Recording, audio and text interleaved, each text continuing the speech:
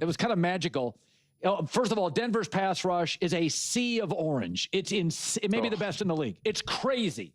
And very early, he got surrounded.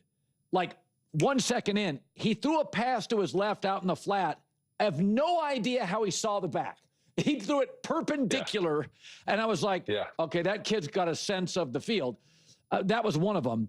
And I'll get to Bo Nix next. But I just want to talk about Cam Ward. I know the numbers weren't great, but I was really impressed by him.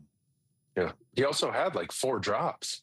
I mean, he threw some balls into tight windows and, had his guys in position there towards the end of the game to win it. And, he also made some rookie mistakes, took some sacks, knocked himself out of field goal range, took a couple hits that I wish he wouldn't have. But overall, for your first performance, I was thoroughly impressed. And the biggest thing I could tell was the stage wasn't too big for him. It never felt like he was overwhelmed. And that's an overwhelming defense. That's a suffocating defense. So he's got something special to him. And I'm excited to watch him grow week after week because he's not nearly a finished product yet. And he's got plenty of talent. Yeah. I think I love what Sanchez said here, or maybe it was Colin. He's like, oh, the numbers aren't good. And it's like, yeah, it's because you got to watch the game. You got to actually watch the game. And I really encourage people to do this. Just look up.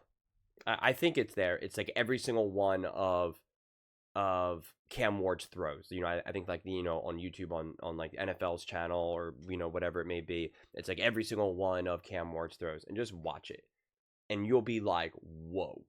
Like, whoa. Like, there are really, really, really great high-level throws that he's making. And I think it's a little bit harder when you're watching the full game straight through because it was such a messy game from both teams. You're watching this game and you're just like, especially me, because I'm watching this game and I'm trying to figure out, my notes. What am I taking? What am I looking for? And I'm looking at it for both teams. And it's just like, you're like, it just can be kind of messy because I'm like, whoa, like this is a great pass rush, but also like, Cam Ward, what are you doing here? And it's just like, it just felt for me like messier. And so when I look at it again and you watch it more, you're like, that was even a better performance than even I originally gave credit for Cam Ward. And I gave him a lot of credit, but even more so. And the fact that that was his first NFL game, he's going up against this Denver Broncos defense, which was awesome, truly awesome, on the road in Denver, right? Tough environment to play in, like literally environment to play in. And I just think that, right, the moment wasn't too big for him and it wasn't working out well for him, like in terms of just the actual on-field success. And he just didn't blink. He didn't blink at all. And the level of resilience that he was shown, think about how everyone was praising J.J. McCarthy for his resilience and whatnot. And he deserves credit. He deserves all the credit in the world, for sure. But J.J. McCarthy was never really left on an island throughout that game. Like, things got crazy in those first 3 quarters, but then especially in the fourth quarter, he was supported now. Kevin O'Connell, the run game, the defense in general, like, he was really supported in that game. Cam Ward wasn't. But I mean, Cam Ward could have been the hero. I mean, he could have opened Monday, all the shows, with number 1 overall pick, beats Broncos at home, leads them to victory. Like it absolutely was in the cards. The Broncos left that door open, just like the Chicago Bears left that door open.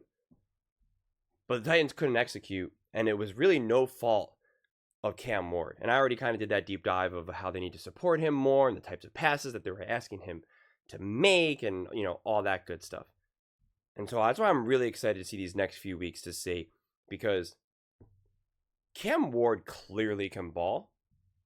But the question is, and I'm not saying this is not the case, but can the Titans develop him?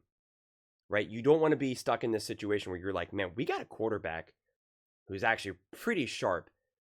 And if you have the right coaching staff in place and the team that could actually support him, like the actual players coming up with plays so you can now start to be in different various scenarios and whatnot,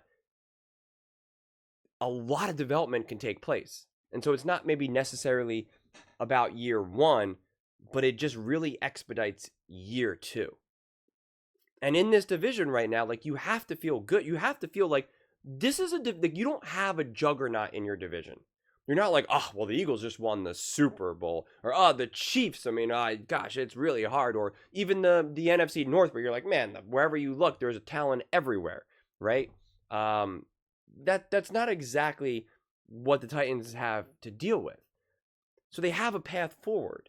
They have a path forward, and I try not to jump to conclusions too soon and too quickly, but it's just like, it just, the words always really echo for me when Troy Aikman said, the only thing that matters for a rookie quarterback, for a team for the season is, do you have the quarterback? Do you have the right quarterback? Do you feel at the end of the year that, like, this is my quarterback, that we found the guy, right? And, like, that's all that matters at the end of the day. And I wholeheartedly agree with that. You draft a quarterback, all you need to know is he the guy?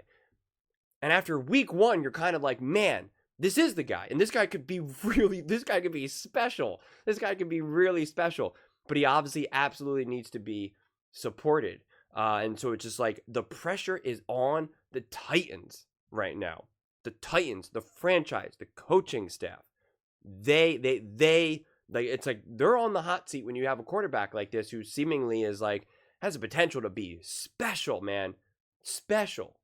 So I'm just, I'm excited to see. I'm excited to see, but I really feel that there should be probably a pretty short leash on the coaching staff to get this right, honestly, because you just don't want to waste any more time, because the sooner you start to develop Cam Ward and get him situated and settled, man, you can really take off here. And I'm not saying that you don't have the coaching staff. Like, I want to be very clear about that. Like, I'm not making any strong choices here, strong opinions here, because I want to see him with Cam Ward. I want to see the changes that they make going into week 2, week 3, week 4, week 5. I want to see Cam Ward grow and develop, and feel more comfortable. So this is something that will definitely obviously take time, but I mean, it's there. There's a ton to be excited by Cam Ward, and it's a shame that we're not talking about it as much as we should be, honestly.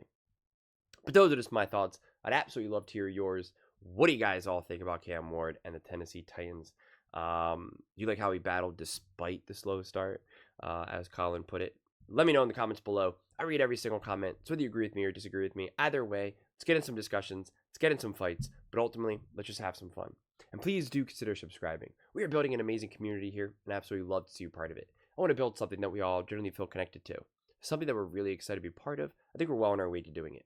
And please don't forget to give this video a thumbs up, as it really does help with the visibility and the algorithm. Thank you so much. See you next time.